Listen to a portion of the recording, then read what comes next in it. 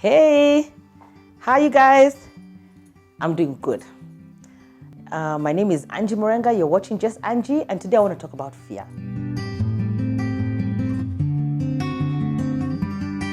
I want us to look at fear in different places, different spaces and different aspects of our lives. And I think I'll also use my own examples. I mean, fear is something that is there for all of us. Even as you see us stepping out boldly, there was fear.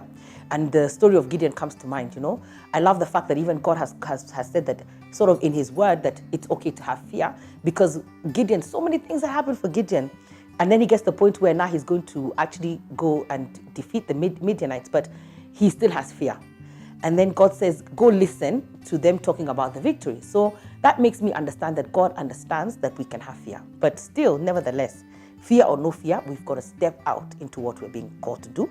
And that's why I say it, albeit with fear and trembling, but we've got to step out into what God is asking us to do, and we have to do it, you know. And you know, I keep saying that man is a spirit because of Genesis 1:26-28. We're created in his image and his likeness, and we are spirit beings, you know. It doesn't say that the Christians are the ones who are spirit beings. It says all of man is, every man is created in the image and likeness of God, and God is a spirit. Those who worship him must worship in spirit and truth. So God is spirit first. You know, he created his spirit, then he breathed his life into man and into the body. And also, one way I like to explain that is that when we have death, we have the separation of the spirit and the body. So the spirit continues to live on, but the body is now dead, and that's what now we discard or we lay to rest. So everybody has fear, but we still have to step out despite the fear. You know, you do it with fear and trembling, but you're moving forward. And the reason why I was talking about man being a spirit is that things resonate in your spirit, you know. Things you can't make sense of them. You know, you really don't know why you're feeling that this is the way that you need to go, but you just feel it, and it's so strong, and it resonates with your spirit, and that's what you need to follow after. And I think for fear also sometimes is thinking that God replaces people. You know, he says, I said to you earlier in a video, he says next, he just shouts, you know. I'm still unsettled by the fact that he said, Moses, my servant, is dead. Now Joshua, you know, it's like he moves on swiftly. He says his vision doesn't wait for any person. So there are some funny incidents, and maybe not so funny incidences, where we've had even people like PLF alumni, where God will give them a download, give them something to do, or want them to execute something, and then they don't. And then I was saying, then you're invited to sit in the front row of that vision being executed by somebody else, and you're a spectator, but into something that God had asked you to do. You know, so God he removes people out of the way and says, okay, next, you know, who's going to obey me? And I think even in situations, I think I said that before, even in meetings, when people are saying something, you can't be so fearful, you know. So you have the right answer, but you don't say it. Then somebody else says it, and you think, yeah, that's what I was thinking, or I was thinking, but I didn't say it. You know, you have to be bold. You have to be strong. You have to be courageous. This is all about leadership. You know, in Joshua 1:1-8, I love the fact that God says to Joshua 3 times, be strong and be very courageous. And you just have to do it. Like I remember, let me give you a personal story. Like when I was transitioning from corporate marketplace into full-time ministry, I mean, it got to a place where now I knew that I needed to do this thing. And then I love the way that God speaks to us, each with our personality and how our personality is. So for me, I know that I can work myself into a frenzy and really panic and go into serious panic and drama when something is not right. And the best thing for me, when I know that something is of God and I'm supposed to do it, is I have peace. I may have fear, but I have peace. I have peace, and there's peace. I am so peaceful that I know that this is the way that I'm supposed to go. So you need to identify. I always challenge leaders, identify your pattern, identify what speaks to you, how does God speak to you, what is your personality like. I always say, like, God will not come shouting to a person who wants to be responded to in a whisper. You know, he will respond to you in your personality. For me, there's a lot of drama when he speaks to me because I'm a dramaful person. So that's the way I get it. And I was saying that, the journey started in the beginning of the year. I think it was like 2006, and we did a study as a church on Mizizi, and on the week 4 it was about dying to self. And you know, I really cried that week. And when I look back, because you understand purpose backwards, I then understood why. And now I understand why I cried like that. I wept. I like crying, but I really cried that week. And I like drama, so Mavuno also has a lot of drama. I love the way they do their sermons. So we came to church on a Sunday, and 2 sets of guys walked in with black suits and shades carrying coffins, and they put the coffins in the front. Eh? Then we were told to file past the coffins. Allah. When we passed the coffins, there was a mirror and you saw yourself inside the coffin. Hey, Sema, wake up call. We're like, you know, this thing called death, we feel like it's somewhere in the distant past. It's there in the horizon, but it's not actually there. We don't really think about it. So that day we were forced to look at ourselves, and the subject was dying to self so that you can do what God wants you to do. And I think for me, that started a process of, okay, I started hearing God saying, at the end of this year, I want you to quit your job and go into full-time ministry. And first of all, I was like, what is that? And I was like, no way. Go find somebody else. Me, I'm the one who, the husband has left me. You know, you start counting the list of things that have happened to you, like, go find somebody else. So I guess what I'm trying to say is there's a process through the fear. So I actually did I did a purpose-driven life with a group of friends, and we did a 40-day fast, which I said technically was not a fast because I drank so much tea. So I don't know how that was a fast. A fast is a fast, but still God honored me. Thank God for God and His grace.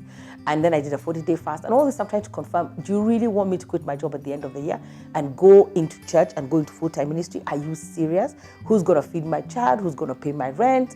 What are we going to do? And all kind of crazy questions were happening. But through that process, I just started becoming quieter. And I understood, first of all, the scripture that says, like a lamb led to the slaughter. So I went into a 40-day fast to protest and explain to God, find somebody else for these assignments that you like to give people. And stop giving me this assignment. And I'm not going to quit my job. I'm not going to go into full-time ministry, or show me why. So I'm trying to show you processes and steps that you can take to overcome fear. Number one, confront the fear. What is it that you're fearing? What is it that God is saying? What is it that your spirit is resonating with your spirit that you need to do? Why do you need to do it? Examine it. And then, like, go into a fast, read a book. I did Purpose-Driven Life by Rick Warren. There are people who have done the Purpose and Leadership Forum. Do something that is going to now give you the courage to step out and do what you need to do. So that's what I did. And then I'm telling you, I went into the fast very angry. I was so quiet. By the time this fast was ending, I was really quiet. I knew that I had to quit my job at the end of the year and step boldly into this next phase of my life, or whatever it is God was calling me to do. And I did. And that was around the middle of the year. And for me, I think, I don't know, it's coming, so let me just share. For me, I think the smoking thing, because when I got born again, and we're going to do a video about that. When I got born again, I didn't stop smoking. And Christians were judging me. And so my pastor made me stand on the stage of the church and confess that I was a born-again Christian, but smoking and still struggling with smoking. But somehow those were one of the things. I did a Gideon. I said, okay, God, you want me to serve you? You want me to confirm that you want me into ministry? Number one, stop smoking. Hey, so definitely that happened. So I think from around May to October, I asked God for 3 things, and all those 3 things came to pass. And the first one was stop smoking. I need to stop. If you want me to go and serve you, I'm not going to serve you when I'm smoking. And it went, completely went, prayed, delivered. I think confession was important. I confessed it in front of a church. At that point, I didn't know that my ministry calling was as great as to that level. So that's why I had to confess to the church. Thank God for the wisdom of pastors, Pastor Murithi Wanjao. So I did. I confessed and got delivered from smoking and the other 3 things that I had asked God for. Then by the end of the year now, November actually came and I had to write the resignation letter. And when I wrote the resignation letter, I had so much peace. All hell, for lack of a better word, broke loose around me. Everybody went into crazy mode. Family, friends, parents. What is wrong with you? What are you doing? Even the business where I was working. Where are you going? People go to church on Sunday. It was completely crazy. And even I didn't know. And but I had so much peace and I quit, gave my notice and I left. But there's something I wanted to say as well. So the last day when I had now work was over and the place I used to work, they done a party for me and then they gave me a book. And it was a Daily Bread and I've never read that Daily Bread ever again. But I remember, I think it was around the 21st of December and I said, what have you done? Now I said, what? Angie Murenga, what have you done? And I opened the Daily Bread and the place I opened, I was like, hey, okay, completely God speaks. It just said, today, you're walking into the unknown, never look back, and move forward. Hey, I was like, hey, okay. loud and clear. Nimeshika hiyo story. I never read that Daily Bread again. That's the only message. And I just opened it randomly. And those kind of things happen to me a lot. I just opened it randomly. And there was a message. You're walking to the unknown. Keep walking and don't move forward. Don't look backward. And that's what you need to do. Just overcome fear. And you see, Gideon also really tested God's patience. He was saying, I don't know, Mara, the fleece should be wet and the ground dry. Then Mara, the ground dry. He was just stressing God. But what I like is God is ready for those kind of things. Say, okay, this is my fear. These are my fears. These are the signs I want you to give me, that this is you confirming this.